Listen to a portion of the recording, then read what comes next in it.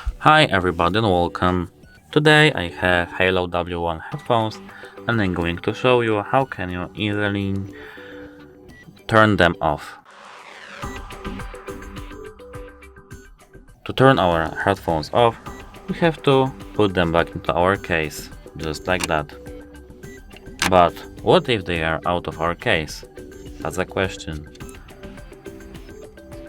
And first we have to remove them from our case. So if they are out of our case, we have to hold our finger on this touch panel, which is located over there, for 5 seconds.